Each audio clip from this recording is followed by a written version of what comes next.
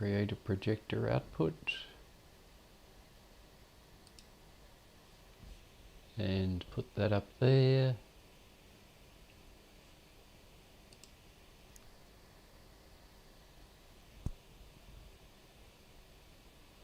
And where are we?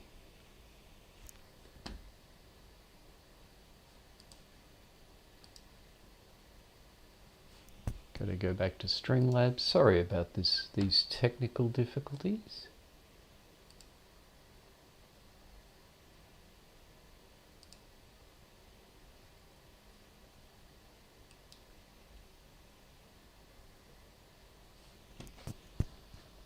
Where's it gone? There it is.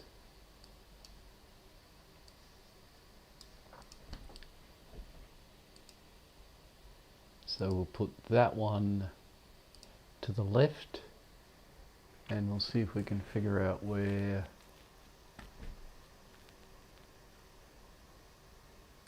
Discord got to. There's Discord. Okay, so now there should be audio on the news stream. It's going to be a different stream. Let me just get the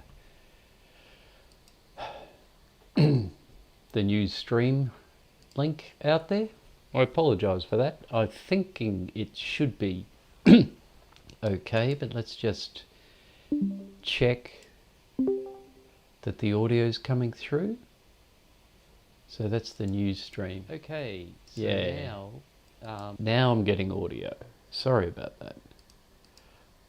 I think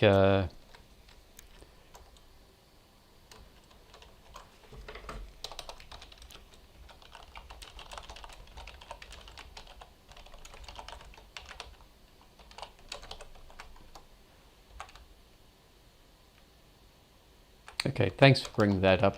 I wouldn't have noticed otherwise. I really should check.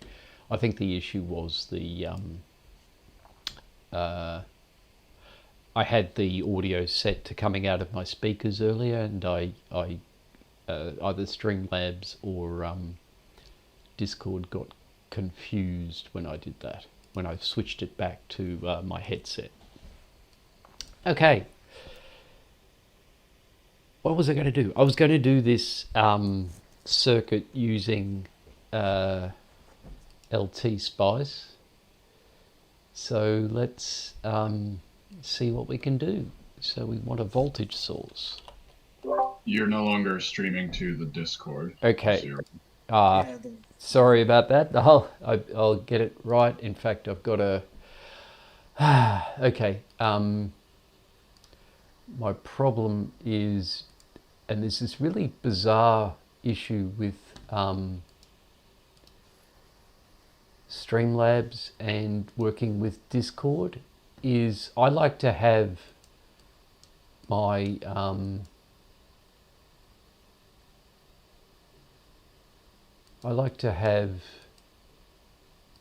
where's it gone? I like to have my Streamlabs and Discord. It's not showing me anything. There it is. So I can go back to that. When I try to share the stream that I usually share with the mini-me down at the bottom, it doesn't show up in the list. So I have to, after I've tiled my windows, so I have to untile my windows and then retile them once I get back into Streamlabs. So hopefully that's a little better. Are we good to go now? All the technical difficulties resolved? Yeah? Okay. So,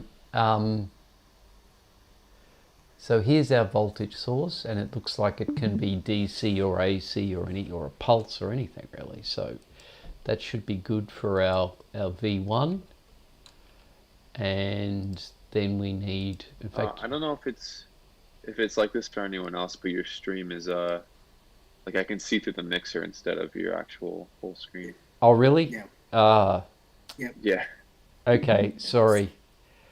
I obviously selected the wrong one. I'm going to have to go back. And yeah, let's get rid of that. And let's go back to there. I have to redo everything. So let's stop the stream. And let's choose the right one this time. Projector output is the one I want. That's why I asked whether there was any technical difficulties. You didn't say there were technical difficulties. I was hoping. Okay, we good now? You're all good now. Okay, Yep. thank you. Perfect. Yeah, we welcome. Okay, so now I like to have the mixer and Discord tiled on the other screen so that I can see both at the same time. And I'll have to remember, I should have noticed that the audio wasn't happening on the mixer, but I obviously didn't. Okay, so now let's do, I've forgotten how to draw a wire, it's F3. So we're going to draw that up there, and we'll go all the way to there, and then we'll do another one from there down to there, across to there. Right, and then we'll, what was it, F3? It's the wrong one, F3. We'll do one down from there to there, where we're going to put our... Okay, so that's that. We need a resistor. So let's grab a resistor. And we need to rotate it. I'm hoping it's going in the right direction, but let's do that. We need another voltage source. I probably should have...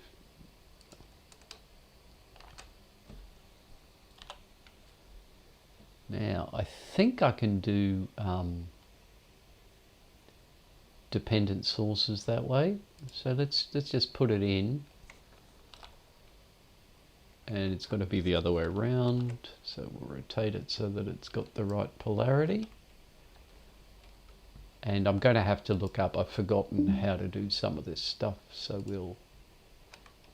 we'll have to wing it. So we want a capacitor, and capacitor's there, and F2 is we want an inductor.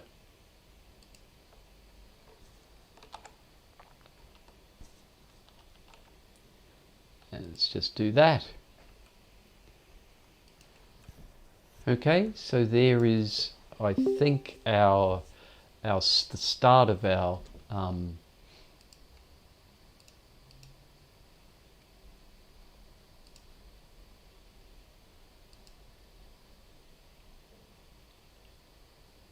right. So now what I've got to do is I've got to set up 20 angled 60. So my DC offset is 0.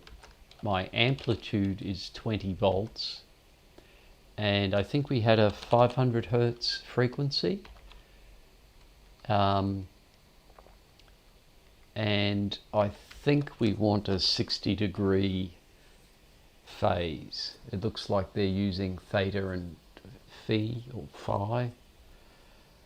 And I think that's what we need there.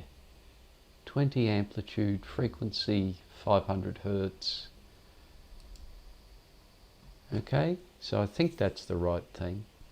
Let me just look up the difference between theta and phi on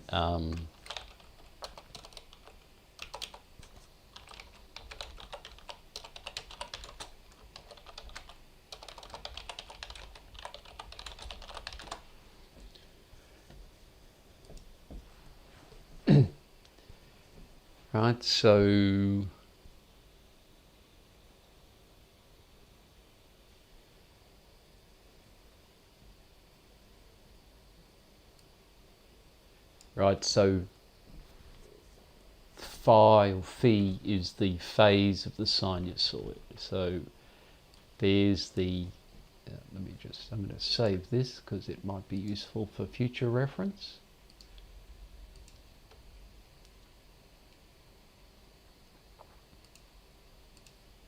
right? So, and let me just put that in the materials channel, just in case it's useful for somebody, right? So that's the way I get my offset. In this case is 0, my amplitude is 20, my oh, it shouldn't actually be saying that. I'm wondering why it's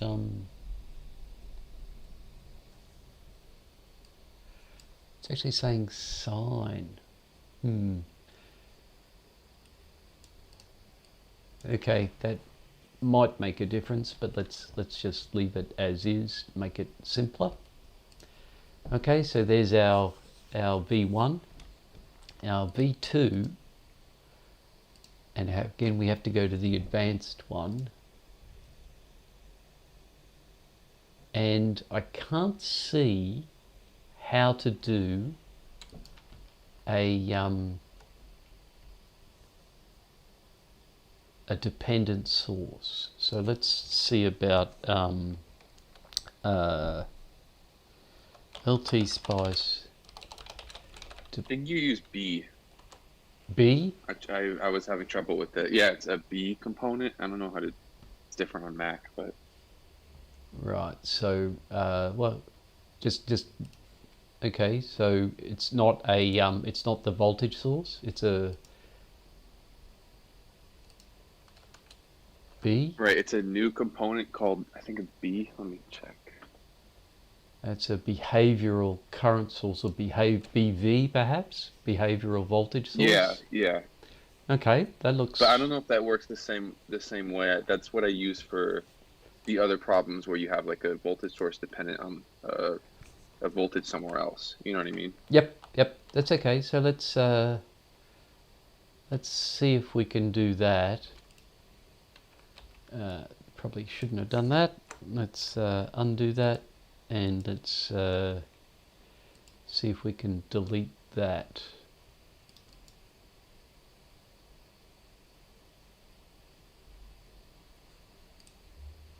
Yeah,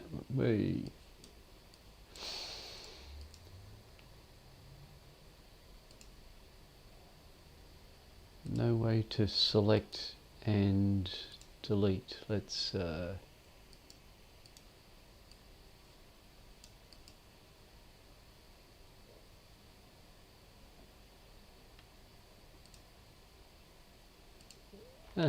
that's the way it does it. Okay, so now we need to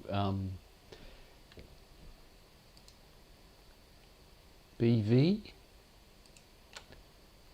and let's just get back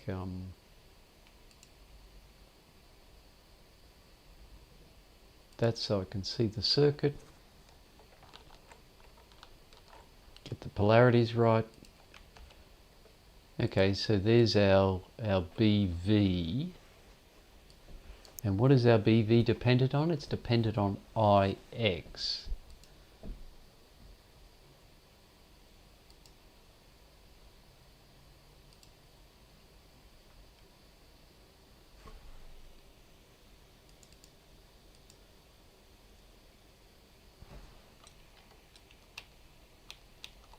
So V equals 2800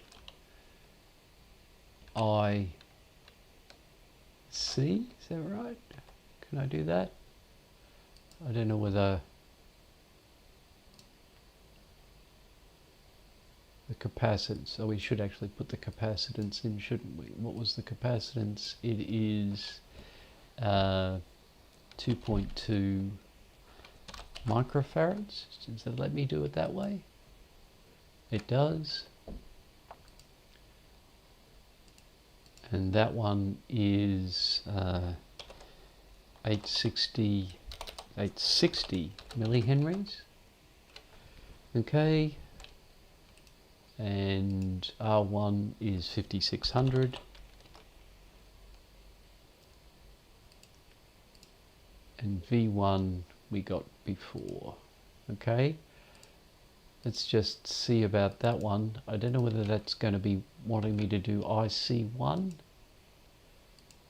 Maybe. Now I need to add a ground.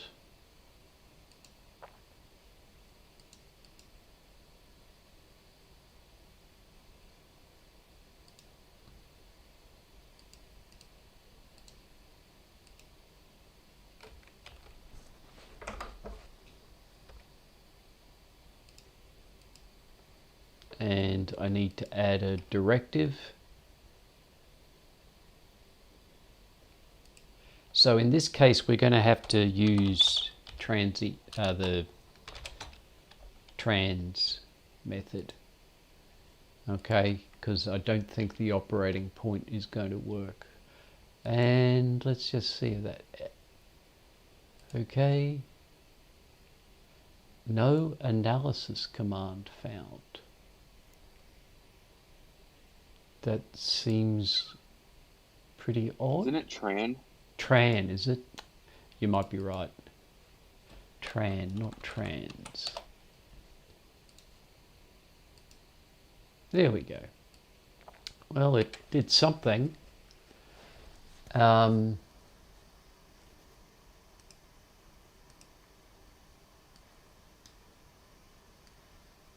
Okay, so that's going there. There's our current going between 3.5. That's going to be 0, thankfully. Maybe we should have put the current the other way around there, but that one looks okay. We got the current direction right for IX at least. So that seems to be doing something. Let's just see if we can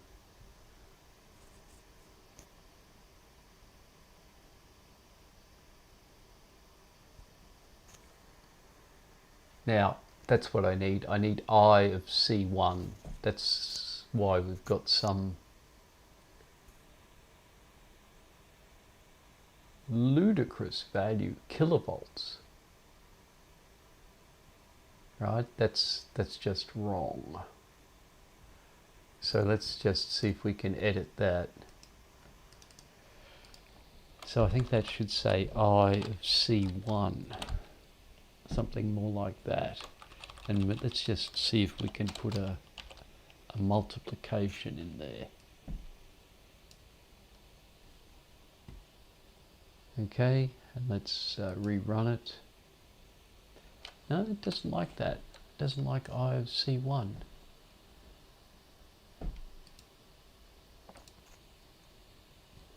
Which is funny because that's the way it's represented up there.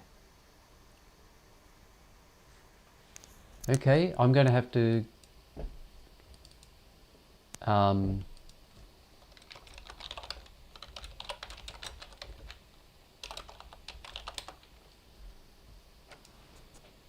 it's a dependent current source. That's probably the wrong thing. Current source dependent on the current of a voltage source. These are all current source dependencies. Could you send a link to that reference page to the group here? The one I had earlier or this one? The one you were just looking at, because I was also trying to figure out how to do dependent sources at one point and was struggling, so that would be helpful. Okay, that should be in the materials channel now. Thank you. You're welcome.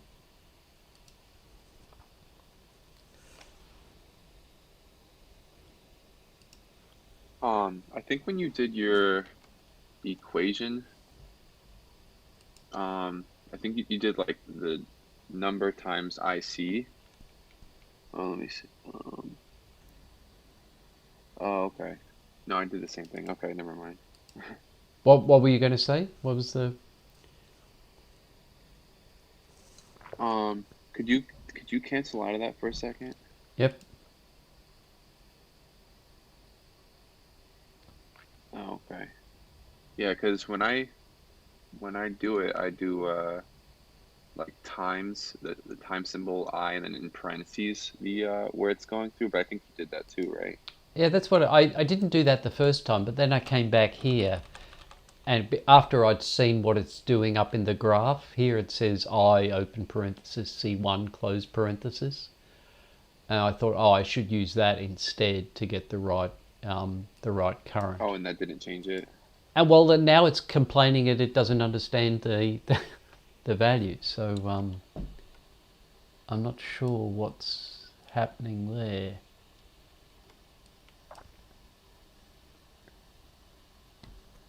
So it's... Ooh, and now it's not stopping. But it is actually doing something a bit more sensible now. Why isn't it stopping?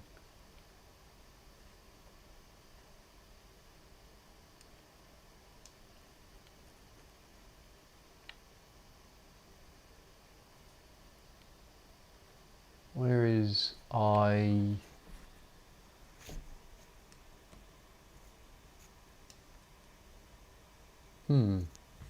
Let's stop that. I thought that... Oh, it's still only doing picoseconds. That's why. It's just taking a lot longer to do the calculation because of the...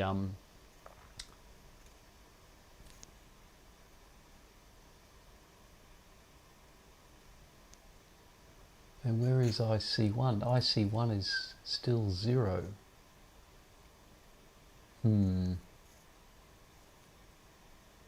Not sure I believe that.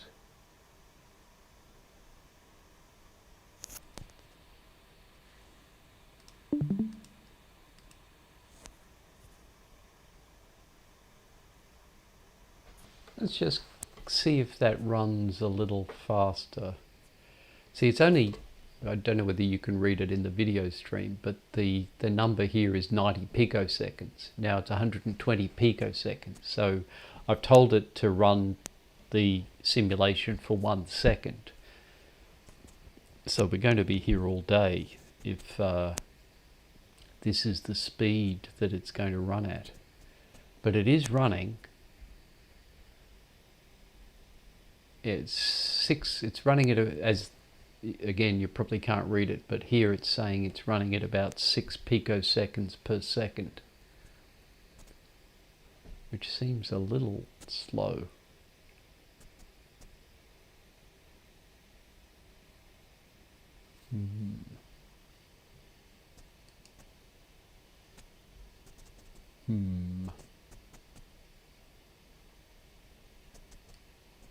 So that's kind of interesting. I wonder why it would be doing that.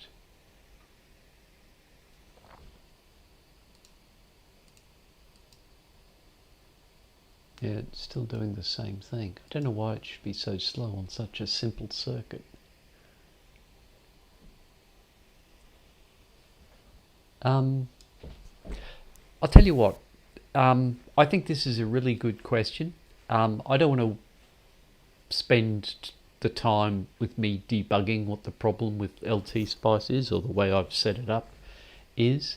Let me take it as my homework to try and figure out how to get a solution posted before next Saturday, or at worst during next Saturday's lecture. Okay? Because I think it is a really good question. I'm not sure why just having such a simple circuit will generate such a slow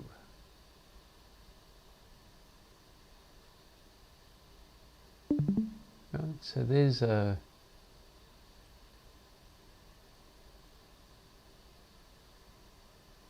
that's also a good one to bookmark, I think, so I'll put that one in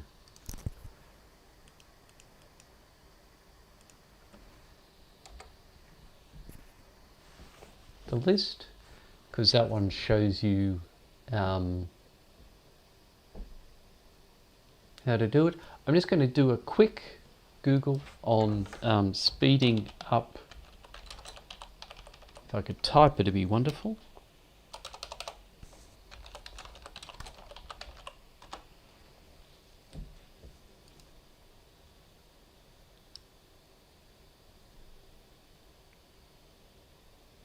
Yeah.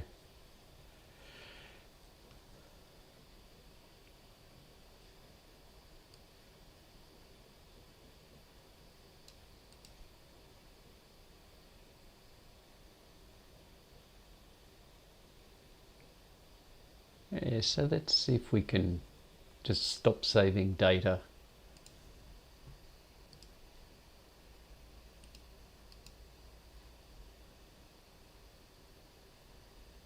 And how do we do that?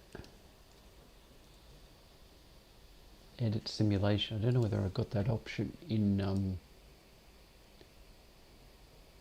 this version, right? It's a SPICE directive.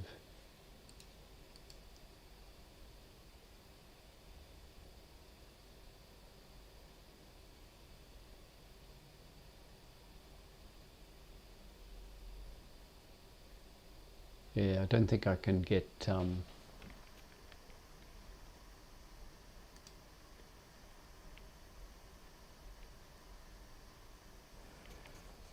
let's see if I can find the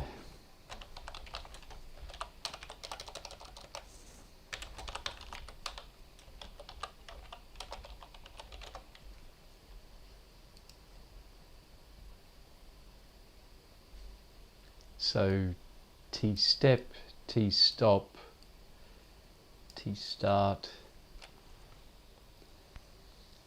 So what's the modifiers?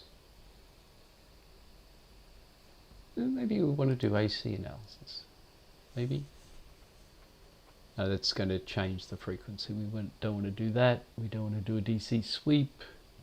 We don't want to do noise. So it is transient analysis. And well, let's just try. Maybe we just try the OP, the usual OP analysis. If that doesn't work,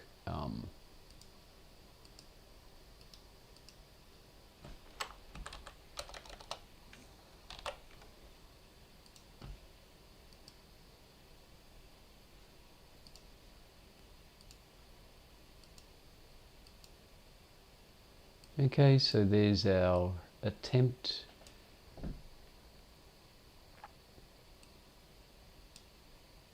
It's saying it's 0 volts across there. I don't think that's true. It's saying it's 0 milliamps.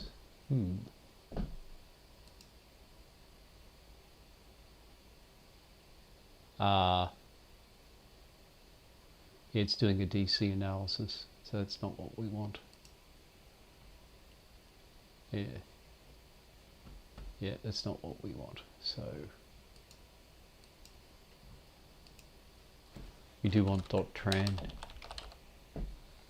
Okay, I'm wasting everybody's time doing this. So really good question. Let me take it offline and get you an answer, because I would like to know the answer to this one. I think it's a good question and it might help everybody figure out how things work, including me. Okay, so let's leave it there. I'm just going to save that to somewhere. Don't know where it's going to save it. Just saves it in my LT Spice directory. So this is, what is it? It's question 2 of the 2019 sample final.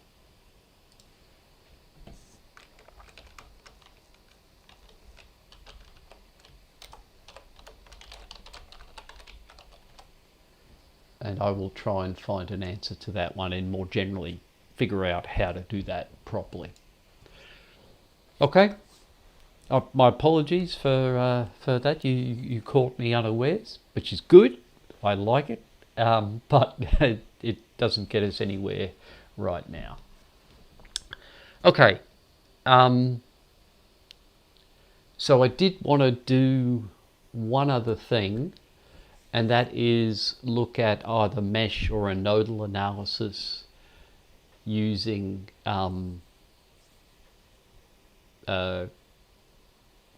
resistors, inductors and capacitors, and I thought we might as well try and do this one. Now the only thing is I'm not sure the solution that's posted in that's typed up here is necessarily correct. I think it is, but let's have a look. So the first thing you'll notice about this particular question is that it's asking you to do the calculations at two different operating frequencies, right? So that makes things a little difficult.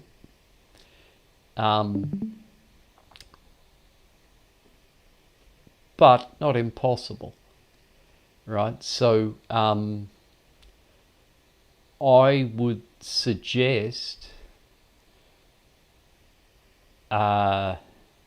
trying to write out the equations just using ZC and ZL, and then only at the end plugging in what you get for ZC at 200 radians per second and ZC at ZL at 200 radians per second, right, to get the answer for 200 radians per second, and then swapping things over to get the 500 radian per second answer. But let's see what I typed up. Okay, so here's our system, and I have decided to use IR for the red current and IB for the blue current, right? So there's the that's what IR and IB is. So IR times L1, ZL1, plus IR times 300, angle 0, plus there is a problem here, plus 100 times IR minus IB, and you will notice that there should be a minus sign there, right, because IR is going into the negative side of that device. So then we get a minus sign there, and a minus sign there, and a plus sign there. Okay, but notice I've left the impedance of the inductor as a placeholder,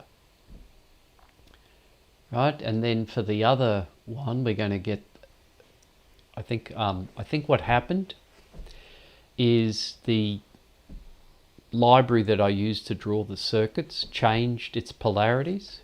So I think this text was originally correct, but because the library changed, I think that made things swap.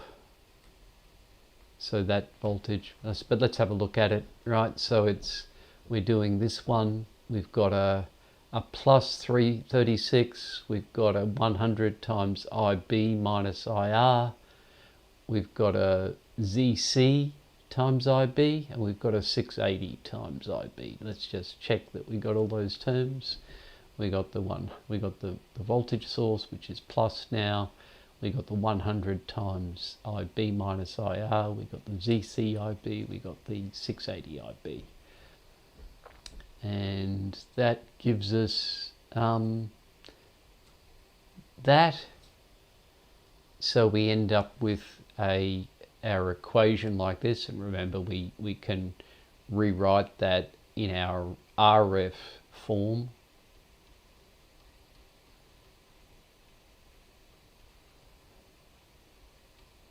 Like that.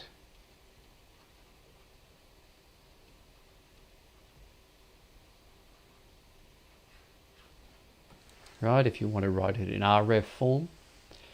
And it's only now that we need to go and figure out what ZL and ZC is.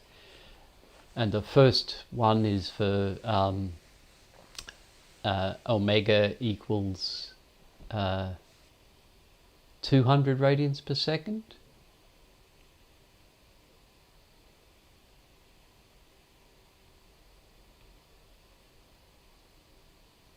Right, and looks like I got a typo in there. That one shouldn't be there. Didn't notice that before, but it's 270 microfarads, so that's by 10 to the minus 6 farads, and it's 400 millihenries, so that's by 10 to the minus 3 henries.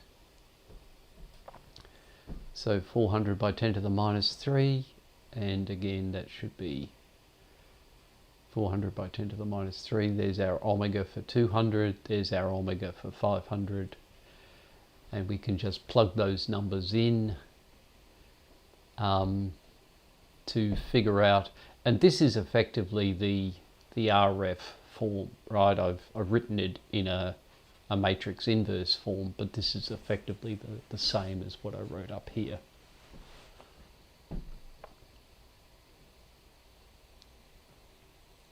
Okay, and that should get us our IR and IB, and in this case the thing we're interested in is IB. Right, so it's this answer here for the first one and this answer here for the second one. Right, and notice they're not too different, but they are different. Right, and that's one of the nice things about RLC circuits, is that they change how they go based on frequency.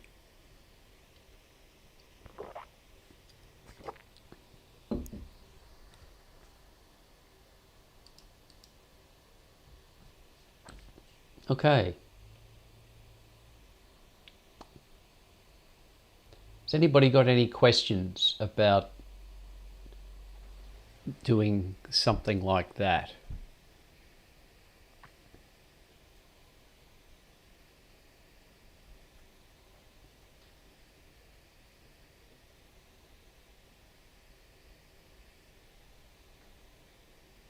Yeah, I think it works out okay. The only thing I'd suggest is let's just have a quick look at that circuit. Probably do another one, get the full 400 in there, and a full 270. Let's try again. There we go. Let's just let's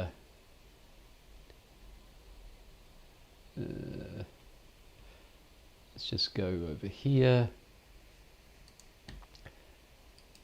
The only thing I'd suggest is thinking about how, I think it's the last one, right? How to solve the question. Where'd it go? Don't know where it went. There it is. Don't know why it didn't insert it where I asked it to, but anyway.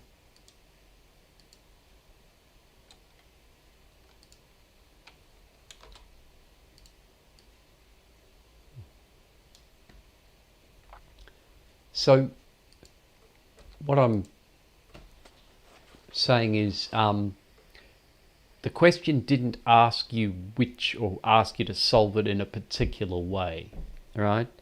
So let's just have a look at what it might take to solve it some other way, right? Using, say, nodal analysis, right? And there's a hard way and an easy way to do nodal analysis with this. So let's look at the hard way first. The hard way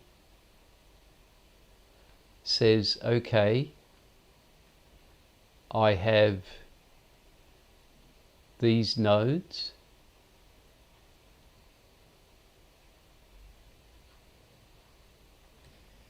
right? So I have 4 unknowns. One of them's a freebie, VC, I can get directly as minus 36 volts. Right, but it's a 3 equation in 3 unknown to get VA, VB, and VD. Now I can do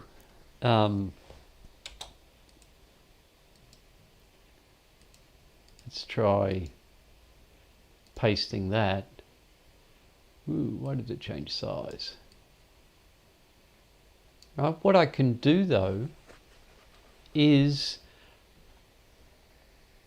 I can just say something, I can decide I'm just going to combine impedances, right? So what I can do is I can say, well, I just have an impedance there, which is 330 plus ZL, right? And I just have an impedance here, which is 680 plus ZC, right? And if I think about it that way, then I only have two nodes, one of which is a freebie, right? I already know that, again, let's just use the same as the previous one, B and C. I already know that VC is minus 36 volts. But now my nodal analysis is a lot simpler. It's not three equations in three unknowns, it's one equation in one unknown.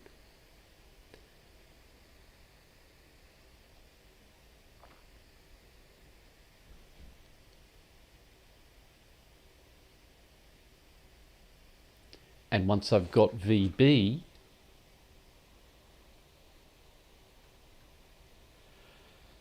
then I naught or I out is just VB on 680 plus CC. But I have to solve the KCL equation for node B first.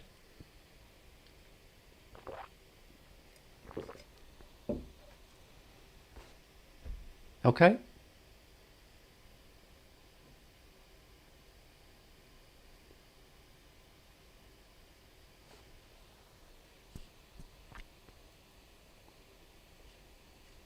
Okay, let's have a quick look. I'll leave the transient ones for now. I do want to quickly talk about them later. But let's have a look at the other examples. Right, here's another question about capacitors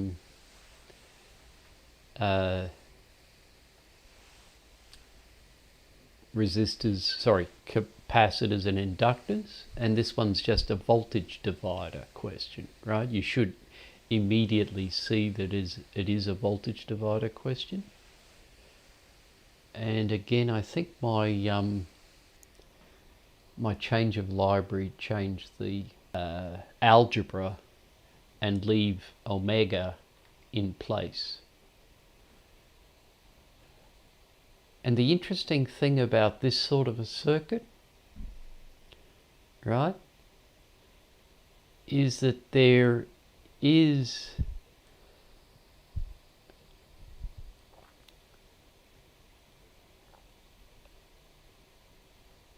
it's possible in this sort of a circuit to make the denominator go to zero. If any of you have any, I don't think I muted myself. My line thing is still bouncing up and down as I speak. Can anybody else hear me? You okay? We can hear you. Okay, good. So I don't know what's happened, Stephen, but I think I'm okay audio-wise right now. So if any of you have ever dealt with mass spring damper systems, right, where you have, I've got to remember how to draw it now, right? You have a mass. Actually, let's start down here. You have a mass, right, M. You have a spring, and that looks like an inductor to me, but anyway. And then you have a damper,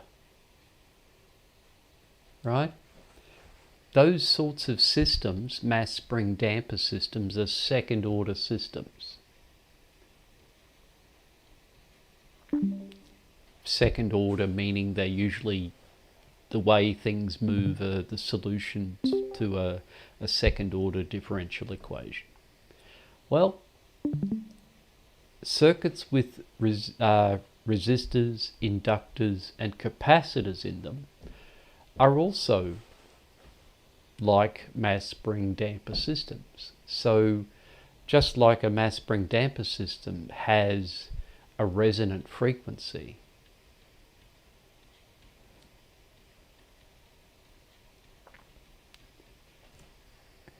so do RLC circuits, depending on the configuration of the circuit. And in this case, that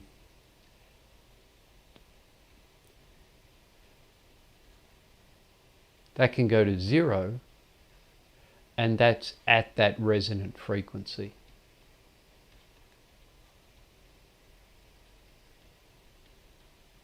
Right, so you can make, in reality, real inductors have resistance, real capacitors have resistance, so you're not going to get infinite voltage out, right?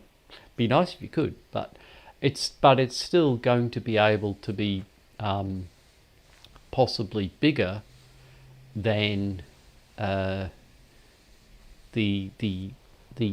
voltage that you get in. It's still going to be quite large if the resonance is narrow enough, right? There's less, if there's not much resistance around.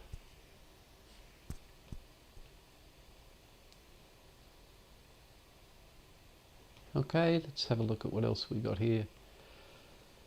So that was an op-amp question. Let's have a look at this. This is an actual final. So similar sort of question, just different numbers. Similar sort of question, again different numbers, but the configuration of the circuit's the same, and the idea is that you first of all solve the circuit algebraically, just using placeholders for, in this case, ZC1, ZC2 and ZL, and then doing it differently. And then the other one, this one just has the transients, and then there's an algebraic one, two algebraic ones, one for op amps, one for... So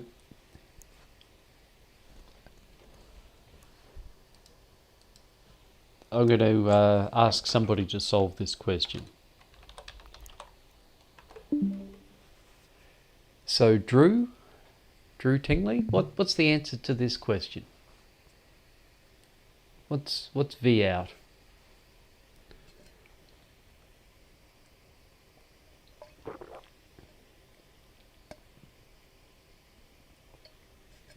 No answer? Okay, let me try someone else. Stephen Pasternak, any thoughts?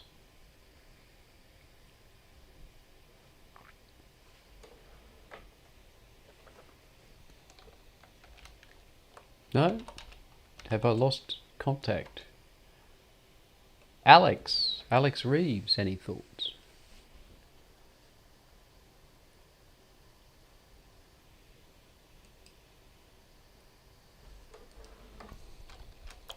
Can anybody hear me?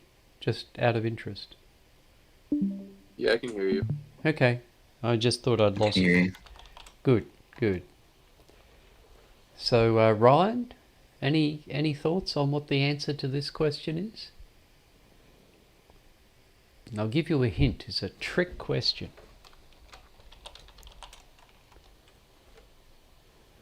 Leonardo, any thoughts on what the answer to this question is? Derive an expression for V out in terms of V in.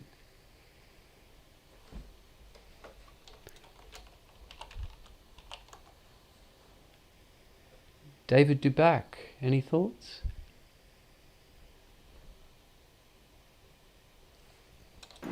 I've got nothing, no. Okay, thanks for answering. I know the answers, but I'm not going to say it. Let me try somebody else. Stephen Owusu, any thoughts? You're typing there, I think.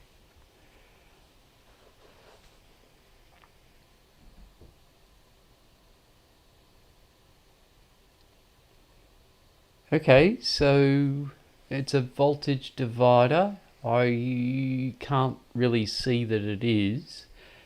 Good attempt. It's sort of like the other question, but now the inductor and the capacitor are in parallel.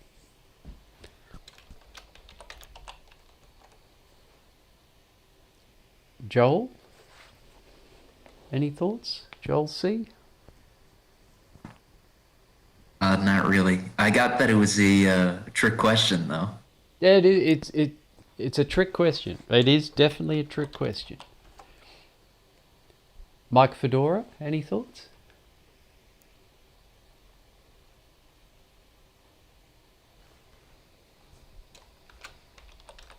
No thoughts. Okay. Kyle Breton. I'm not sure. Okay, I'll put you out of my misery, right? Isn't it is V out equal to V in this case?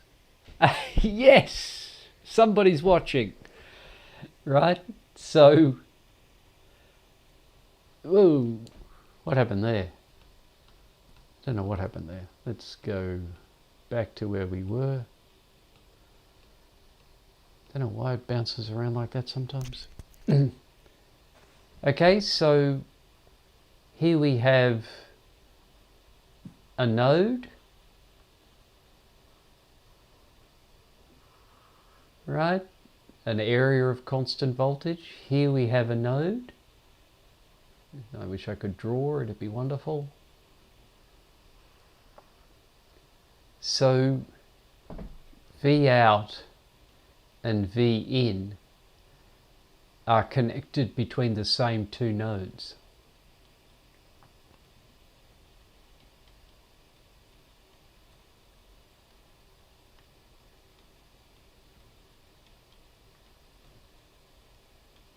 And that has to mean that they're equal, right?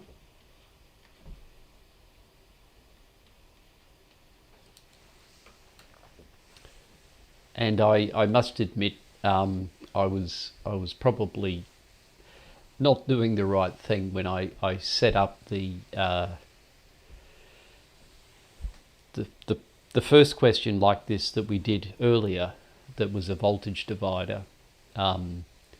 People certainly thought that it was going to be something like that, but then it was a bit of a trick question. So and I think out of 20 odd, no, actually it was only a smaller group. It was a summer course, I think. So out of maybe 10 people who did it, I think maybe one person got it right. So what I decided to do for this final was I made this question a bonus question, so it didn't count towards the 100%. And the person who got it right, I gave a bonus to, and it didn't count towards the grade on the final for everyone else, because I thought it would be less difficult than it was. But even with this audience, it's obviously not as clear as it could be. And you were also set up a little bit based on the sample final, so that's partly why I release my exams beforehand now, because you can trick students, but I don't think that helps learning at all.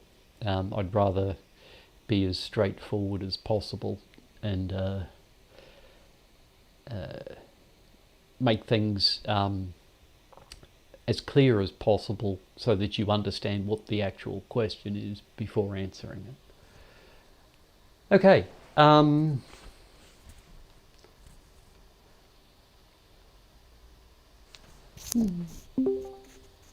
So that's about it. Have a look through those. Let me just go back to what we said we would do. Right, week 10 notes. So I did want to, we didn't tackle the actual tutorial questions. I would like to do those next week, but I did want to revisit some of our past work and just look at it through the eye of having now capacitance, impedance, and one of those should be, I think that should be inductance. Don't know why I didn't change that. Obviously don't read my slides beforehand, or at least I don't read them as they are written. I read them as I think they're written. We've put off the due time for Lab 7 and Homework 7 to tomorrow evening, so 4:18, 11:59, that should give you plenty of time. So I thought, does anybody have any questions about Homework 7 or Lab 7?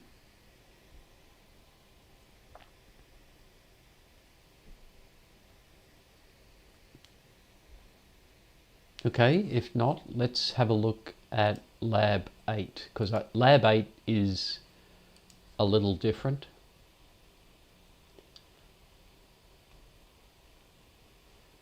Right, so let's have a look at Lab 8. In fact, let's download that and import it into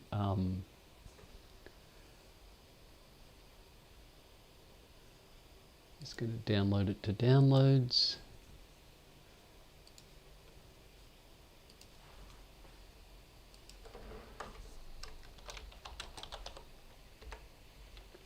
And let's just insert that printout into download, into OneNote.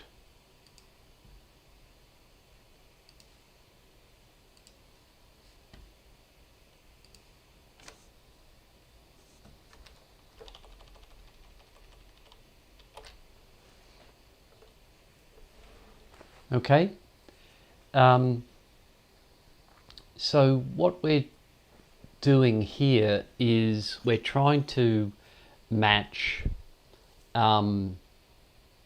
the angles that we usually use in our calculations with what that means in terms of time, right? And the diagram here has two sinusoidal or cosinusoidal voltages, and they're out of phase, meaning they're not lined up. Their peaks are at different times, their troughs are at different times, their zero crossings are at different times. And what we want to try and measure is the time difference between the two plots, and that's indicated by the delta t, right? The delta t up here. And one thing that we need to remember is that a single cycle goes over 360 degrees. Right, that should be degrees. So if we know the period,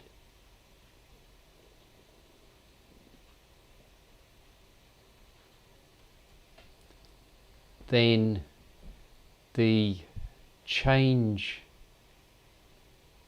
in angle, the difference in angle between the two, is going to be delta t, the change in time between the two peaks, divided by the period times 360.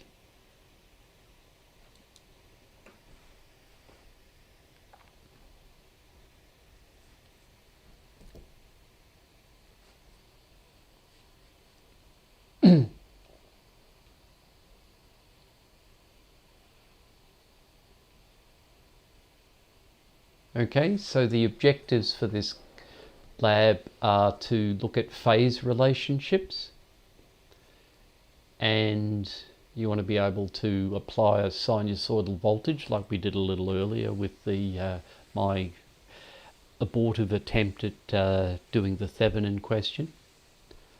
Like I said, that's my homework. I'll try and figure out how to do that. And then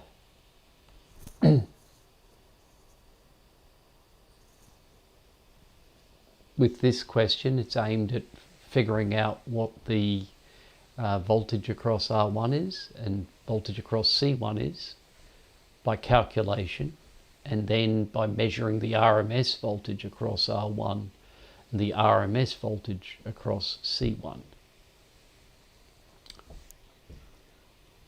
And then seeing what the relationship between the peak and the RMS voltages are,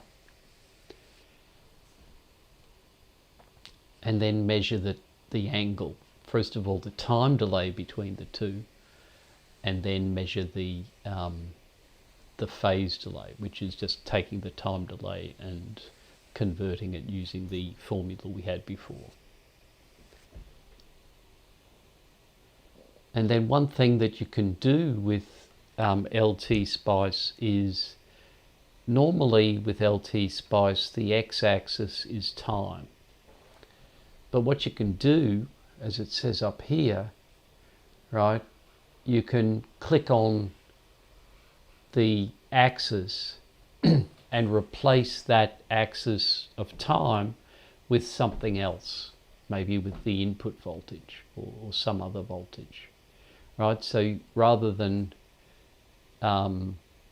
normally the two voltages you would see are like this, right, and maybe the other one's offset a little bit, same frequency, right, so there's your delta t. But what you can do is you can plot the green one against the red one.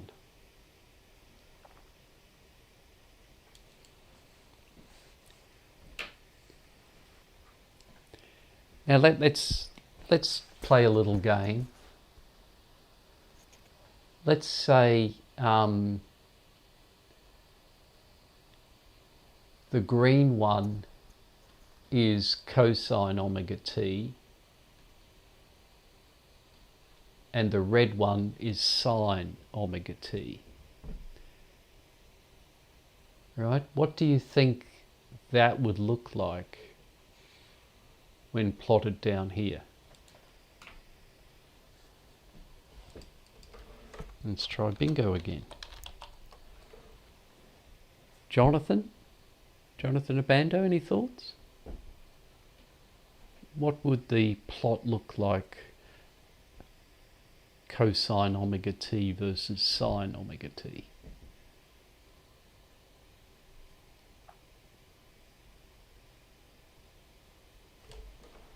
No?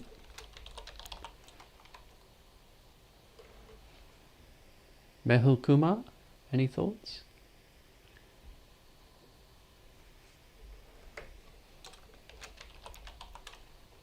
Professor, maybe it's a 90-degree difference.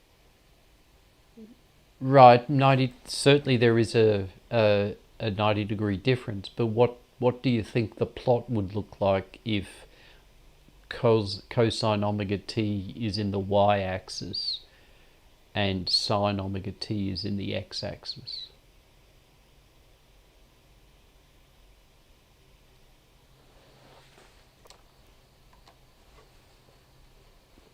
Dylan, any thoughts? Would it be like a tangent relationship sort of shape? Sort of, sort of.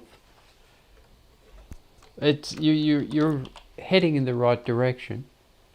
Franklin, any thoughts?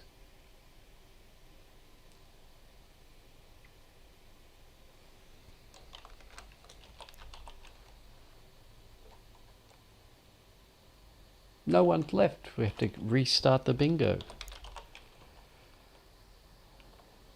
Christian, any thoughts on what the shape might be?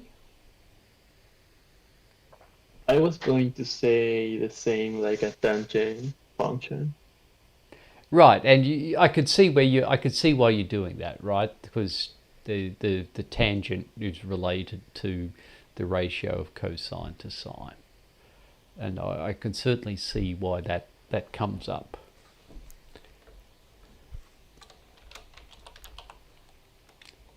Inverse tangent is what Stephen Owusu's saying. Saray, how about you? I've gone through everybody, so you're getting a second question today. Any thoughts? I have no idea. Okay, that's all right. 45-degree straight line. Ooh. Mehul Kumar's, it's not quite right, but it's getting closer, right? If I plotted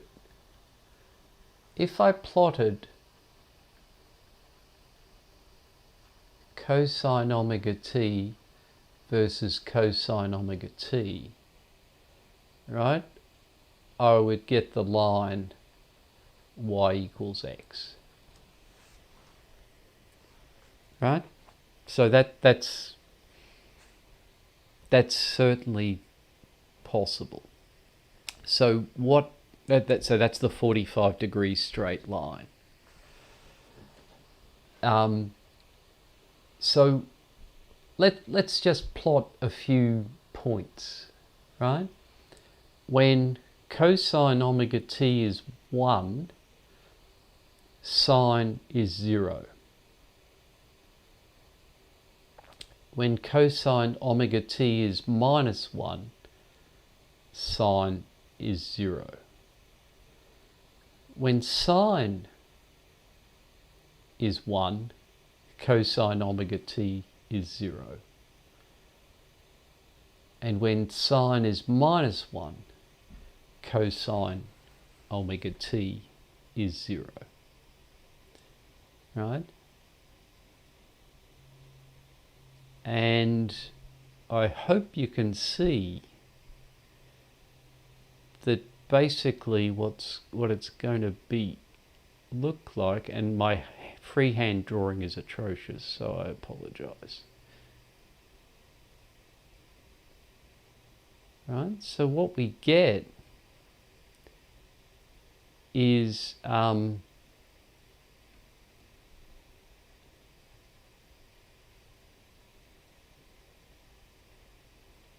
something that looks like that. So it's a circle. Another way to think about it maybe is if that's our data point, right, then the absolute value of our data point, so call this x, the absolute value of our data point, I should have scrolled up a bit, there we go, right? So the absolute value of our data point, in fact let's do it down here. is going to be the square root of sine squared omega t plus cosine squared omega t. Right? And you should remember the sine squared plus cosine squared is 1. So that's the square root of 1, which is just 1. So it's a unit circle.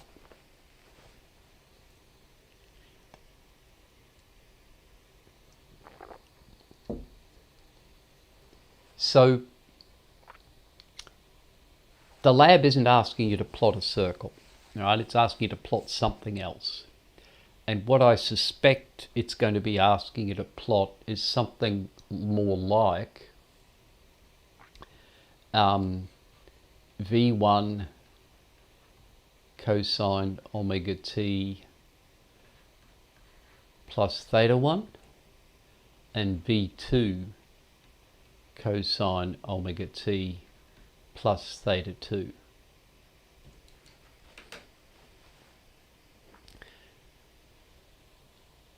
Okay, so it's going to be a little different from a circle, but let's talk about Mehul Kumar's suggestion, right? So if the two were equal, if we were plotting cosine omega t versus cosine omega t, that's just y equals x. So, and that's the white line there compared with the... So does anybody have any thoughts on what sort of shape you might get if now we have, let's say V1 and V2 are equal, but now instead of having a theta 1 equals theta 2, or a theta 1 is different from theta 2 by 90 degrees, what happens if the difference between theta 1 and theta 2 is something else? Any thoughts on what the shape might be? Stephen Owusu, back to you again.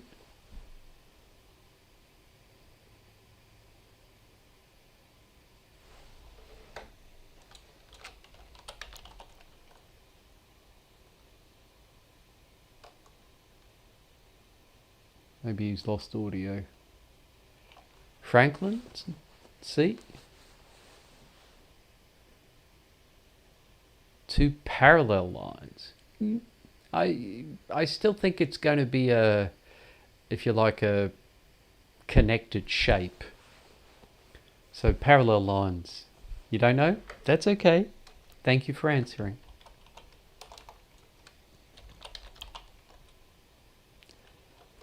Mike Fedora, you're up again. Would you get two overlapping cosine functions? Two overlapping cosine functions. That's an interesting idea. So not quite, but it's sort of heading in the right direction.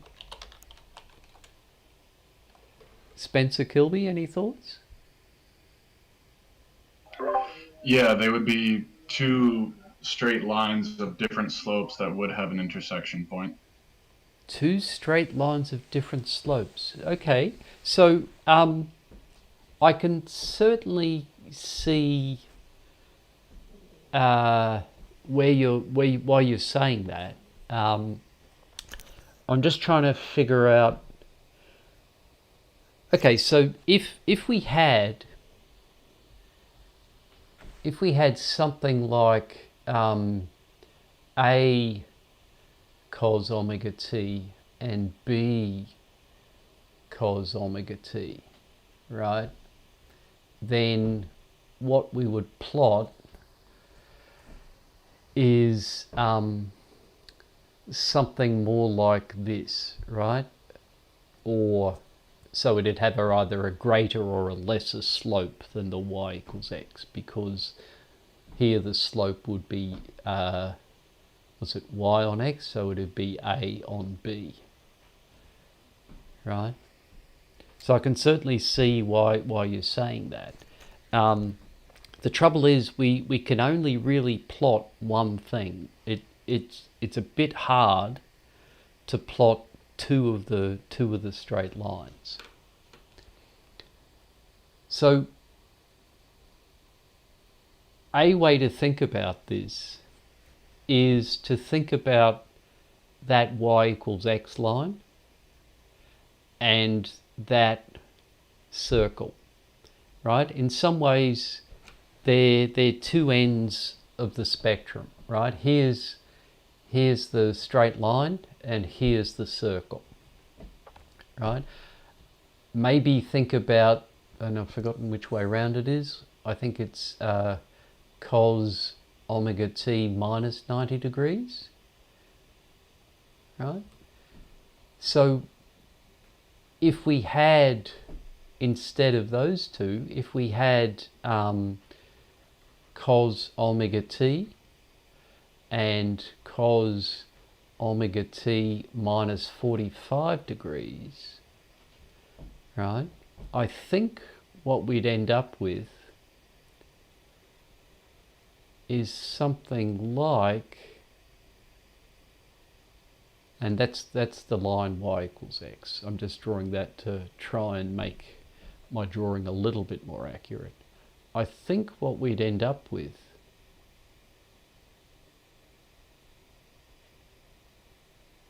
and it's a pretty bad drawing, but anyway, is something like that, which is an ellipse. And I suspect, and let me get it out from behind my head, right? So I suspect that if the angle was 45 degrees, that you would end up having an ellipse tilted to 45 degrees. So a way to think about these plots is that you're basically spinning that circle into the page by whatever the angle is, or you're spinning. So if you could think about this orange circle folding back into the page or spinning back into the page around that y equals x axis, so that when it's completely flat, we see it edge on. That's what happens when the phase of the two are equal, or sometimes maybe even the phase of one is the negative of the phase of the, or the sign of one is the negative of the sign of the other. Okay, so that's what I suspect you're going to get when you plot that shape in the lab. Okay, so that's the lab. I have some homework to do. My homework, just let me write it down. So my homework is to do the Thevenin question in LT Spice. And I'll try and put together a video showing how to do that. And if I can't put together a video, I will demonstrate it next week. Or I might do both. But I'll try and do the video before next week so you've got it. And then I'll demonstrate it quickly during the section next week. Okay. Any questions? Lab 7. Homework 7 due tomorrow evening. I put that off for 24 hours. See if you can get that done. And let's leave it there for today. Apologies for the audio and the various other technical difficulties. I'll try and do better next time. Okay, so thank you very much for your time. And I will talk to you next week. All right. Thank you, Professor. Yep, you're welcome. How do I calculate the peak voltage? Thank you. Good.